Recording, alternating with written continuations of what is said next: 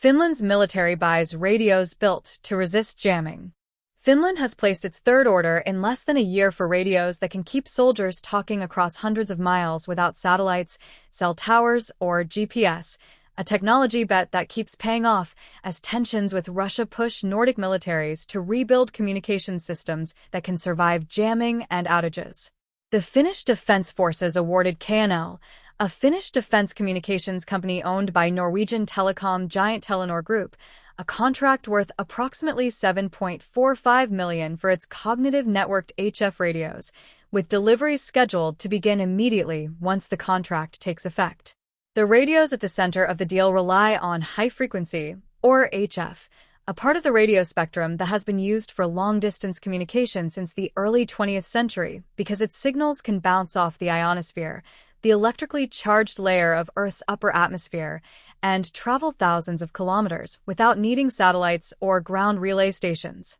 That property makes HF radio nearly impossible to fully jam or knock out, since there is no single satellite or tower an adversary can target to cut off communication, though older HF systems have historically suffered from slow, unreliable connections that could take precious seconds or longer to establish a link, a serious liability for troops trying to coordinate under fire. KNL built its cognitive networked HF technology specifically to fix that weakness, using what the company calls a cognitive waveform, software that continuously scans the HF spectrum and automatically steers communications around interference or jamming in real time rather than requiring an operator to manually search for a clear channel. This latest order covers systems built to work as what KNL describes as a unified communications architecture, meaning the same underlying technology and user interface can run on fixed installations, vehicle-mounted radios, and portable units carried by individual soldiers,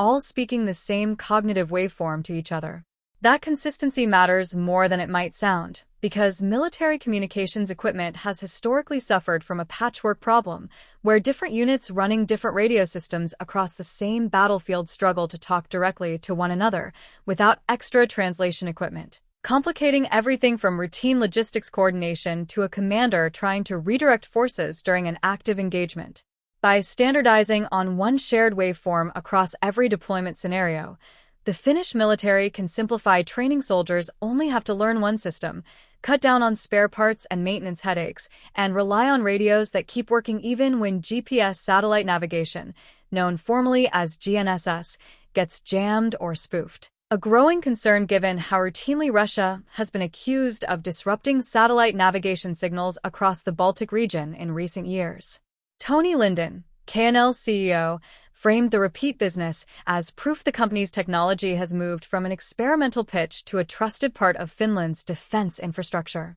We greatly value the continued trust the Finnish Defence Forces have placed in KNL and our technology, Linden said. This order reflects our shared commitment to delivering resilient communications capabilities that meet evolving operational requirements while strengthening Nordic defense cooperation. Finland's relationship with KNL didn't start with this contract. In August 2025, the Finnish Defence Forces and Sweden's Defence Materiel Administration placed a joint order worth roughly $17.2 million for KNL's CNHF Manpack radios, the portable, soldier-carried version of the system, marking the first joint acquisition under a Nordefco agreement,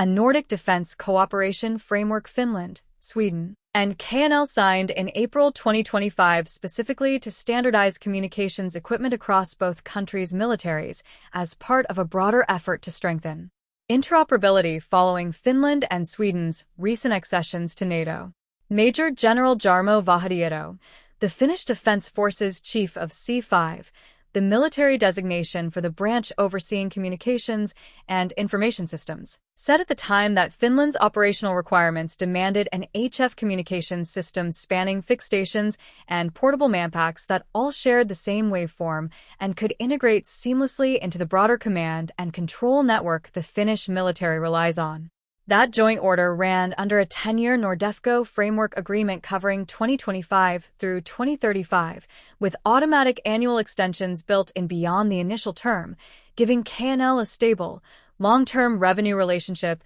with both Nordic militaries rather than a single one-off purchase. Finland followed that August order with a second, smaller purchase in November 2025 worth roughly 2.29 million, covering additional CNHF radios along with software and maintenance services, before Wednesday's third order brought the total value of Finland's KNL contracts to date past 26 million. The CNHF Manpack radio itself can automatically monitor more than 4,000 HF and VHF channels simultaneously and establish a new communications link in about half a second whenever it detects interference, according to KNL, a dramatic improvement over legacy HF systems that could take considerably longer to re-establish contact after losing a signal. A delay that matters enormously to a soldier trying to call in support during an active firefight. The radios also support Internet Protocol connectivity over HF, letting them plug directly into broader digital command networks alongside more conventional communication tools,